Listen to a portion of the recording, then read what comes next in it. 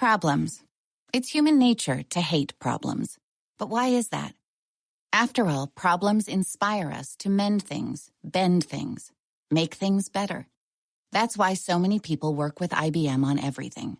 From city traffic to ocean plastic, new schools to new energy, flight delays to food safety. Smart loves problems. IBM. Let's put smart to work. Visit IBM.com/smart to learn more. Brought to you by the all-new 2014 Toyota Corolla. Welcome to Stuff You Should Know from HowStuffWorks.com.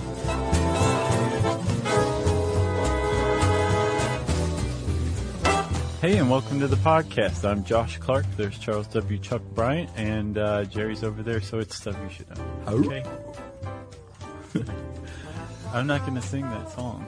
What? Werewolves in London? Yeah. Oh, that's not what I was doing. Oh, okay. Was it of London? I think so. No, it's an American Werewolf in London. Werewolves of London. By Warren Zevon. I never got into him. Me neither. Or that song. Yeah. I thought when I was young, I was like, oh, that's for old people. And now that I'm an old person, I'm like, no, not for me. Yeah, good for you. You're like, give me the band. Oh, yeah. Any day. So, you want to talk werewolves? You got a good intro? You got something spicy? No, I was more just going to talk about some of my favorite werewolf movies. Well, we just talked about my favorite, American Werewolf in London. It's pretty tough to top that one. It's great, and I watched the transformation scene again today, and it still holds up pretty well. Yeah. In the day of CG, I think this looks pretty good. It was direct. That's John Landis joint, right? Yeah, and the legendary Rick Baker did all the effects, you know. And that's the same team, by the way, who worked on Michael Jackson's Thriller video. Yeah. His transformation was pretty good, too. It was good. And I think Rick Baker won Honestly, we're out of gas. Rick Baker won the inaugural makeup award, Oscar award that year. Oh, yeah. It was the very first one. He was great. And some say they might have even created that award because of that movie. It's like the Grammy for the disco. Oh, right. Remember the one and only year they had it? Yeah. Yeah. They only had it 1 year? Yeah. I don't remember that. That's pretty funny. There's also, have you ever seen that Mystery Science Theater 3000 Werewolf? No. Starring Joe Estevez, who's Martin Sheen's brother. Oh, really? It's good stuff. Wow. That one's definitely worth seeing. It's really, there's people. I don't think I knew he had a It's brother. set in Arizona, but a lot of people in the movie have weird, like, Eastern European accents for no good reason. Wow. It's almost like if Tommy Wiseau had directed a werewolf movie. It's a lot like that. Holy cow. And then there's another MST3K that was good. It was I Was a Teenage Werewolf, Michael Landon. So these aren't your favorite werewolf movies, they're your favorite Mystery Science Theaters. Right, yeah, because if I saw them without the Mystery Science Theater applied, it would stink. Yeah, who can forget Teen Wolf? That was a good one, too. Yeah, that's a TV show, isn't it? Or was for a while. It's a cartoon, and then now I think it's like a drama on MTV. Oh, it's not like the silly hijinks of a Michael J. Fox type. No, I think it's like supposed to be kind of like True Blood, but it's like Gotcha. teenagers. Yeah. Have you seen that Michael J. Fox show? No, is it any good? No. No? I watched some of it just out of curiosity. I'm not that much into the network sitcoms, but I love Michael J. Fox, and I thought, let me check it out. It just It's not that good. No, it wasn't that good. That's cool. Yeah. I mean, hey, you got to take a shot at doing some TV. It can't all be Family Ties or Right, Teen Wolf. exactly. Or Teen Wolf is right. Teen Wolf the cartoon. That's right. But yeah, that was a good movie too. Are there any other werewolf movies? What about The Wolfman?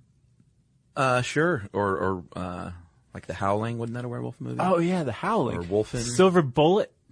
Yeah. That was a good one with poor Corey, one of the Coreys. Corey Haim and Gary Busey, I think. Oh my God. That was a doomed cast. Yeah. Wow. Yeah. Jeez. Anyway, so those are some of our favorite werewolf movies, everybody. Thanks for listening. But anyway, The Wolfman.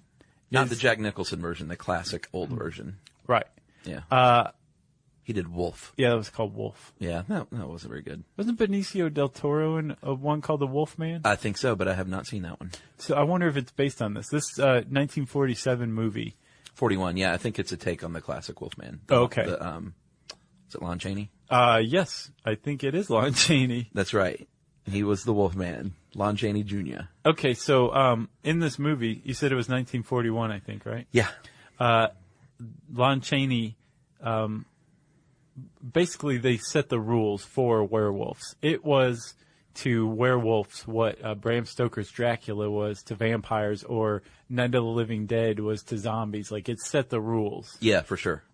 And one of the big rules that it set was that if you were a werewolf, you were up the creek for the rest of your life until somebody put a silver bullet in you. Yeah, you were doomed to, well, I think in the sequel is when the full moon part came in. Before it was seasonal, like the fall, Yeah. you would turn into a wolf, which isn't so bad.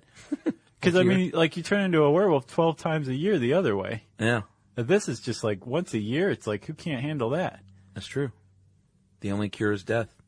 And of course, this is just the Wolfman. It was based on folklore, which we'll get into now, that had all kinds of different rules. Right, For many, many years before, people had been writing about werewolves. But this is the movie Werewolf, yeah. Right, but I mean, when you think of werewolves, you think of being killed by a silver bullet, Yeah. transforming in a full moon, being warded off by wolf's bane, which I didn't know about until I read this article. But it's kind of like to werewolves what garlic is to vampires. Yeah. And the fact that it's incurable, that once you're a werewolf, bitten by a werewolf, you become a werewolf and you're going to be a werewolf until you die. Yeah. All of those are since the 1940s. Yeah, and not every movie since then follows that path, but that's definitely the most iconic, like, werewolf template. Right. That was a good word. But you're right. Werewolves have been present in folklore for many, many millennia. It turns out the first mention of werewolves comes from the Epic of Gilgamesh. Yeah, great read. That to me is a clue to what werewolves are really supposed to be. But Yeah. in Gilgamesh, the goddess Ishtar, who doomed Warren Beatty and Dustin Hoffman, originally is trying to get with Gilgamesh, and Gilgamesh is like, "Hey, lady, I've heard about your past with other guys. You turned one of them into a wolf, Yeah. and just to make matters worse, in an ironic twist, the guy was a shepherd, so he's attacking his own flock. He's at odds with his own dogs.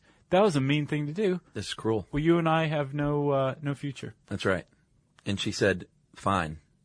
Out. Right. Wolf. So that was Gilgamesh, and that's from the 18th century BCE. Yeah, I thought you were going to say like 1840 something. Right, yeah. Another story, Ovid's The Metamorphosis. A traveler visits King Lycaon of Acadia, and he says, you know what, I think you may be immortal, so I'm going to have a little test. I'm going to feed you human meat, which I guess is a good test back then to see if someone's immortal. Right. And the guest turned out to be Jupiter, the god Jupiter, and she said, wait, this is human meat. I'm pissed off now. I'm going to transform you into a wolf. Lycanos. Exactly. And that's where the word comes from. Lycos, the Greek word meaning wolf, and then lycanthropy is... It's either turning into a wolf or, in our modern times, thinking you're a wolf. Okay, yeah. Lycanthropy is actually a medical, a diagnosis of mental illness. Like, it's is a it real really? delusion. Okay. A self-identity disorder. Wow. Or you think you're a wolf? Yeah. Or you think you're a werewolf. Or a beast. That's pretty crazy. Yeah. So this was not unique to, like, shape-shifting wasn't unique to a time period or a place. Like, depending on where you were from, if you were from a place that had wolves, it might be wolves. But no, Tracy's making the point. This is a Tracy Wilson jam, by the way. Right. She makes the point that, like, it's so ingrained into folklore that if a culture is from an area that had wolves, like, there's werewolf folklore. That's right. It's almost a given. But in Africa, you might turn into a hyena. Or in Japan, you might turn into a fox. Which is nice.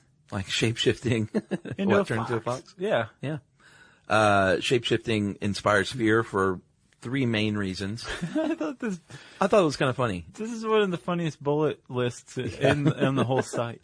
Reason number one, shape-shifting inspires fear, is Drumroll. You become a powerful carnivore, so that's scary. Right. That would instill fear. Number two, you are actually transforming into something that you fear already. Right. So that's even scarier. Yeah, and you have no way of escaping yourself. So everybody's scared at this point, including the werewolf. Yeah. And number 3, you are going to have to perpetually deal with this over and over and over. Until somebody puts a silver bullet in you. So those are the 3 reasons that shape-shifting inspires fear. I thought that was so weird. Like everybody, like that's reason enough to go onto the site and look at this article. Yeah. Just check out this bullet list. Agreed. It's not even bulleted, it's numbered. Yeah. That's some quality work. So, a lot of times in this folklore and literature, lycanthropy is more of a punishment doled out, oftentimes for being some sort of sexual deviant, and almost always a dude. Yeah, that's a big point. Like in vampirism, it goes both ways. It can be men, women. They're usually clean and they're very sophisticated. Typically, vampires are. Yeah. At least from Bram Stoker onward. Sure. But with werewolves, it's very much supposed to be a like the epitome of masculinity gone feral. Yeah, brutish. Yeah, violent, hairy. Yeah. Muscular, strong. Sound like a want ad. Right, exactly. Seeking same. Right. Right. For some crazy stuff. Cosplay. There you go. They dress up like vampires. Exactly. So when it's a punishment, it varies. Sometimes it's a permanent thing. You're transformed to a wolf forever. Sometimes it's a number of years, usually 7 or 9, that comes into play over and over again. Yeah, and Tracy's making a good point here. Like there are distinctions among like our modern understanding of werewolves and the folklore, which was, like it wasn't always a punishment. Sometimes it was a positive thing, as we'll see. Yeah. It wasn't always permanent. Sometimes it just lasted for a very brief time. Yeah. But there are folklore. There is folklore. What's plural of folklore? There are folklores. I don't know. Huh. Folklore. Just stumbled upon a huge gaping hole in in the English. language. Yeah. But in German folklore in particular, there's stories of. There it is. Stories of folklore. Stories, right? Yeah. Of people turning into werewolves on purpose, under their own volition, voluntarily. In order to basically become wolf-like, to go hunt better, because they're balding. Who knows? There's all sorts of reasons to become a wolf, and it's temporary too. So it's voluntary and temporary. Yeah, and a lot of times, if that's the case, there's like a belt made from wolf skin or something that will put on that will transform them, something like that. In Northern Europe, like Germany and Belgium and the Netherlands, this is pretty common. And wolf stories are like big in Northern Europe. Huge. Well, remember our Vikings episode? Yeah, the berserkers. Yeah, so they would put on bear skins, eat mushrooms, and then just go crazy in battle. Yeah, they were berserk. They went berserk. There's an Icelandic tradition also of a type of warrior who would put on wolf skins and think he was transformed into a wolf and would fight viciously like that too. Again, probably on mushrooms. Right. Wolf versus bear? Yeah, on versus mushrooms. Yeah. That sounds crazy. Mushrooms win. No, mushrooms like the ref. Oh, okay. Like, fight. Yeah, that's the equalizer. I guess so. In some of these tales, clothing has a lot to do with it. Like some of them, you have to remove your clothes in order to become a werewolf. Yeah, are you seeing like the dichotomy here? Like in some, you have to put on a wolf pelt to become a werewolf. In some, you have to take your human clothes off. Yeah. And do you remember I was saying, like, I feel like the Epic of Gilgamesh is a clue to what werewolves represent? So, you know, the Epic of Gilgamesh we've talked before is like, it was written at a time when civilization is emerging. Yeah, yeah. And so, like, the whole thing of Gilgamesh is basically like, hey, everybody get on board with society. Right. And we'll live in cities and be civilized. And if not, then you're a wild man. Yeah. I think that's the same thing with werewolf lore. Like, if you were, if you acted outside of society's prescribed norms, you would go so far that you would become an actual beast. Right. And you would be cursed in this way. And it was basically like a cautionary tale. Yeah. Or it was also a way to kind of take a dig at a miscreant, somebody who wasn't living up to society. Like, you're nothing but a werewolf. You're a beast. Yeah, yeah. Get it together, man. It became kind of a catchphrase in certain societies. Sure. Not a catchphrase, but like you said, something you would call a bad person. But I think that's what the metaphor of the werewolf is supposed to be. Yeah. Although Tracy goes to great lengths to point out just how sexually based it is. Yeah, like it also ties into puberty and menstruation. Mm-hmm. I never really considered that. Yeah. So we were talking about the clothing having a lot to do with it. Sometimes, of course, you would turn into the werewolf and you would wake up naked and have to put your clothes back on. Sometimes you... Well, you have to take your clothes off to become the werewolf. Yeah, yeah. That's another indication that you're leaving society. Yeah. You're taking off your clothes and becoming wild. Do you see? Am I making my point? Yeah. Okay. Because I feel like I'm all over the place. No, today. no, you're making your point. Okay. In one tale, a man removed his clothes, peed in a circle around them, and caused the clothes to turn into stone, meaning no one could take the clothes anywhere. And when he got back and turned back into a person, he would have his clothes there. But it didn't say, and I didn't find the tale, how he turned the stone clothes back into cloth. Yeah, maybe it happened after the transformation or something. Or maybe he had to poop on them. No, to transform back into a human, he had to put his clothes back on. So he had to figure out as a wolf how to... Put on stone clothes? Yeah. Yeah, I think a lot of these stories are so old, they don't get into like the specifics like that. That's just stupid. Like they didn't think a podcaster 400 years later was going to nitpick. Stupid peasant. Yeah. In one tale called Biz Cleverette, an adulterous wife steals the werewolf's clothes, which keeps him in wolf mode forever. He gets her back. He bites her nose off. Yeah. Like a good wolf. And in doing so, I don't think in Breton they necessarily said that lycanthropy was transmitted, which is another good point about whether the metaphor of it could be disease, like transmitted disease. Oh, right. But she would have, under certain traditions, become a werewolf herself for being bitten by a werewolf. That's right. But you mentioned that in some lore and stories and movies, it is totally voluntary, as werewolves are a race, like a dwarf or a troll. Right. Like Twilight. They're like wolf people, and they can transform at will from hunky, long-necked, long-torsoed dudes into... Long-necked, long-torsoed? Yeah, that guy. Who? The guy in Twilight. The werewolf guy? Yeah, I can't think of his name, but the dude's neck and torso are like 8 feet long. Really? Yeah, he's kind of funny looking. Yeah.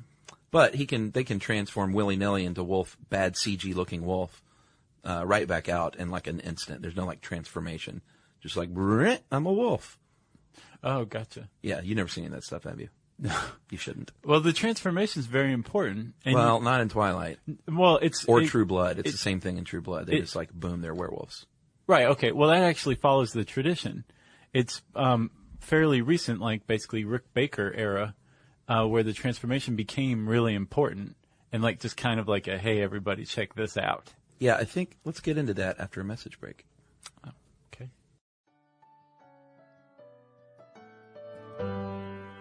Stuff you shouldn't know. Problems. It's human nature to hate problems. But why is that? After all, problems inspire us to mend things, bend things, make things better. That's why so many people work with IBM on everything.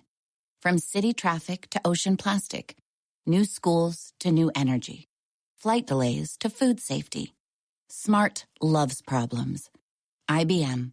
Let's put smart to work. Visit IBM.com/smart to learn more. Okay, so we're talking about transformation. Yeah. That's like one of the biggest deals in movies now. Unless it's Twilight, like I said, and you're just doing That's it. really strange. I would have thought that they'd... I can see what you're saying. Yeah, in Twilight, like it's so fast that he'll be like running through the woods and jump up in the air and come down as a wolf to keep running. It really takes and they look so crappy. The CG's so bad. Really? Yeah, it's just terrible. And they're huge.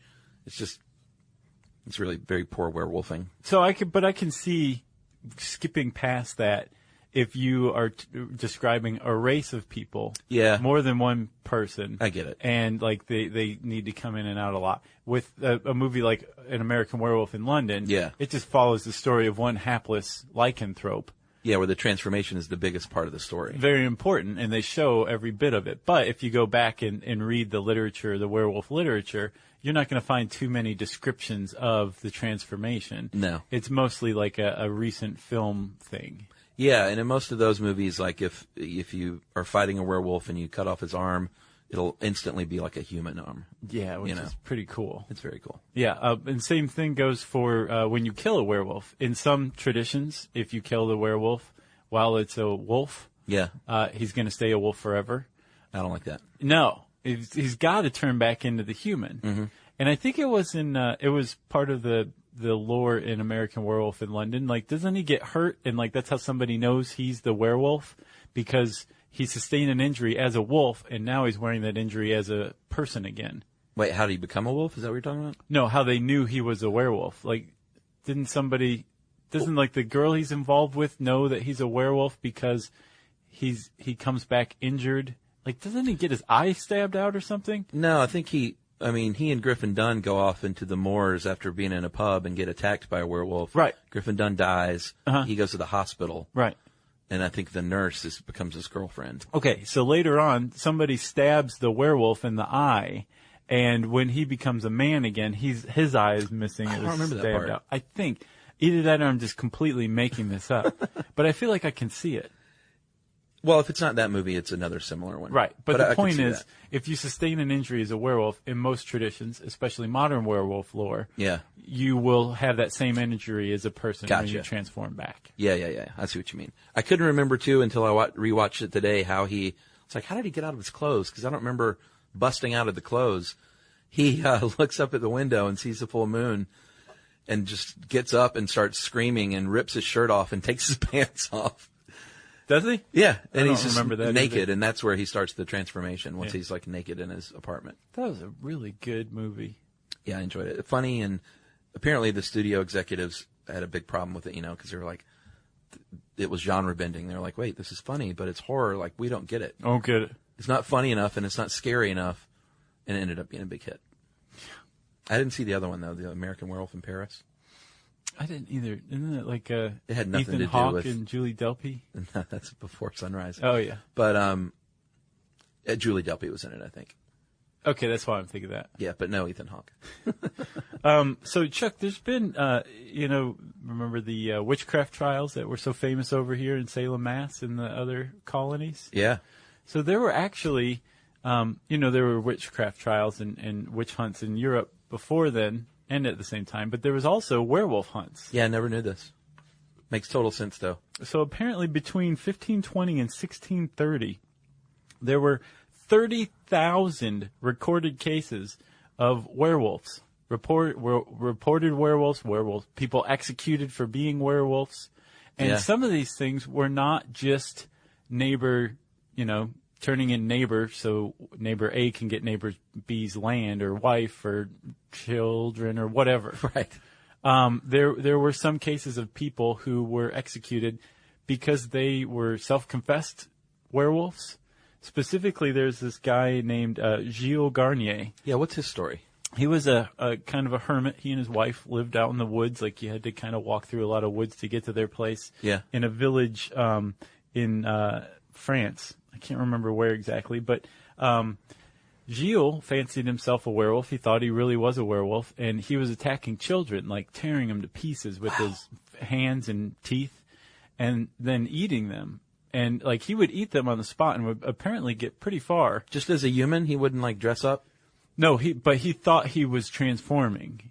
And Okay. so finally he Everyone's was like, caught "No, in the act you're just a once. dude." Right. Well, he was caught in the act once by some people who confirmed that he wasn't a werewolf. He Yeah. was in the form of a man, but he was still acting like a werewolf. Right. So they figured out that he wasn't really a werewolf. But the fact was, he still ate a bunch of children that he killed and torn to pieces. So he was burned alive at the stake. For just being a murderous goon. Exactly. But another guy who was named Jean Grenier, a few years later, he was actually holed up in a monastery for the same crime. But they found him insane.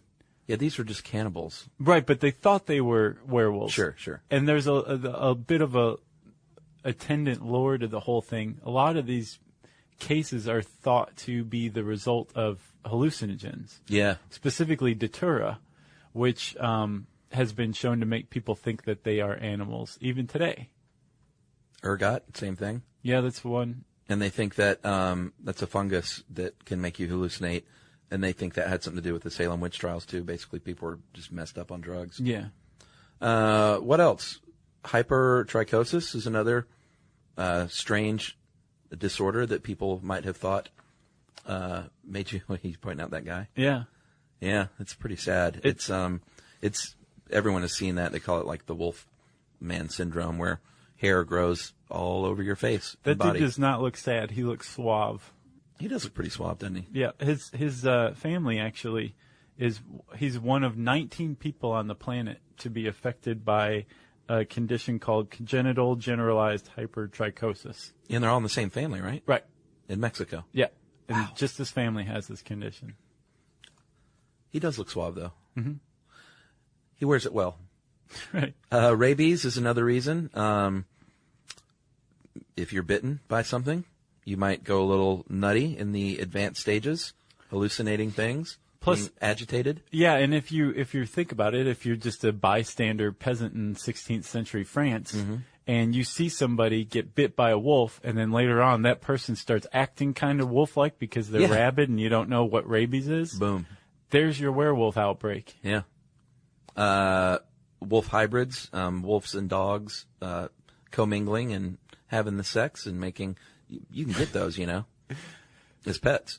Wolf dog hybrids. Yeah. But it's the same kind of deal. They attack people in villages, and they think, we're under attack by werewolves. Yeah, there's this really cool Atlas Obscura article about the Beast of Gévaudan. So Gevaudan.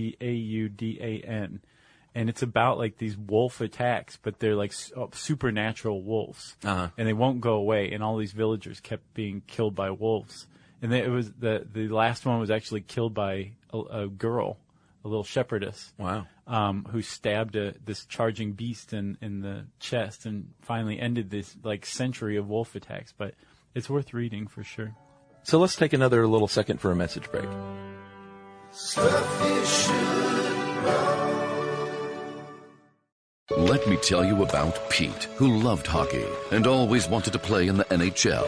Pete played since he was 3 and begged his mom to let him stay on the ice. Why, some nights he even slept in his hockey skates. Pete practiced and practiced until one day, when he was 47, Pete realized he just wasn't that good. So he threw his skates in the trash.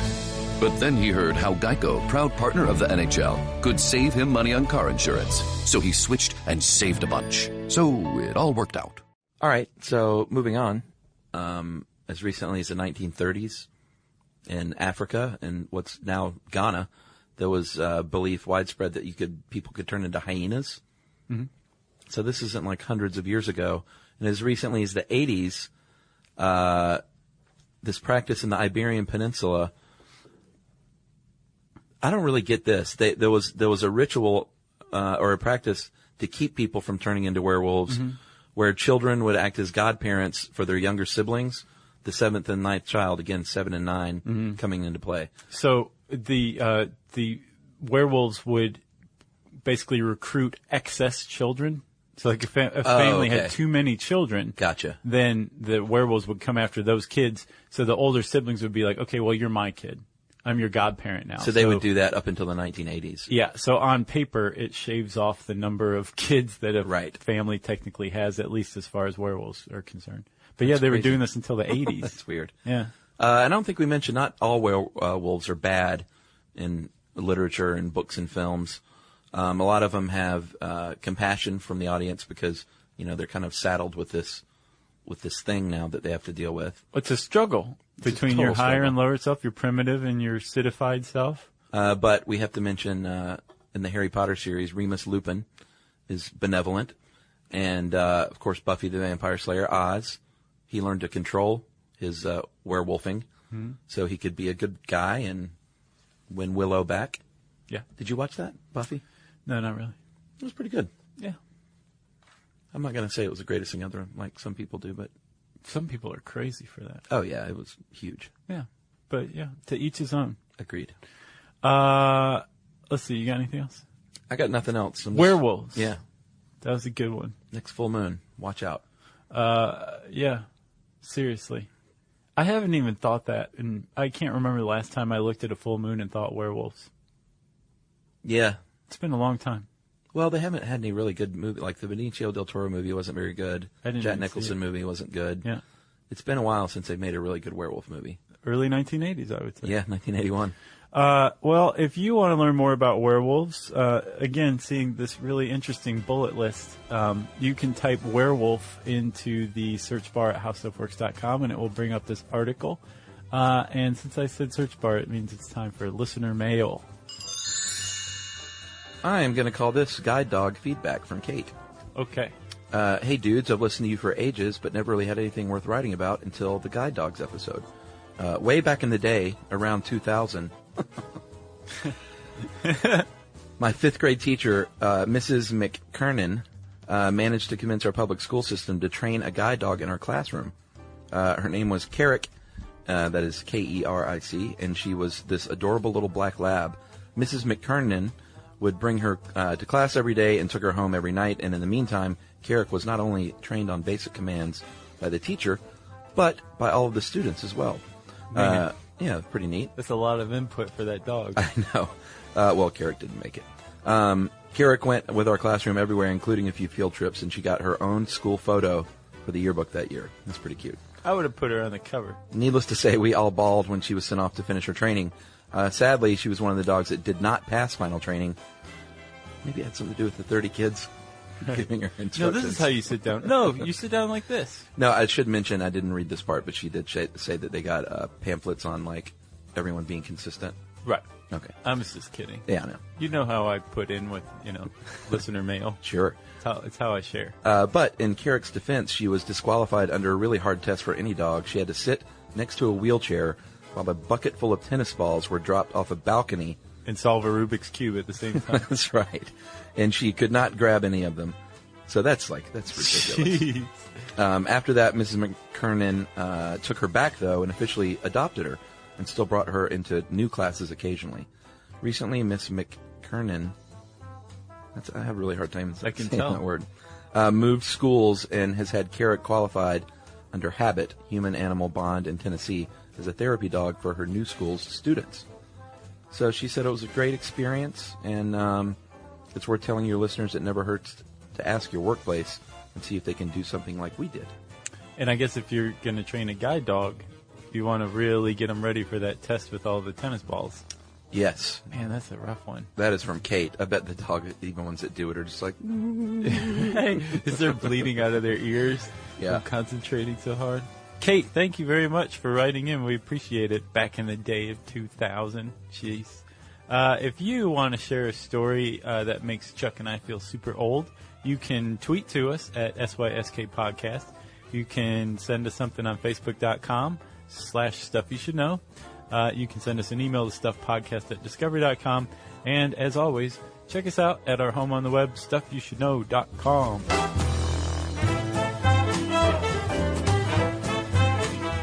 For more on this and thousands of other topics, visit howstuffworks.com.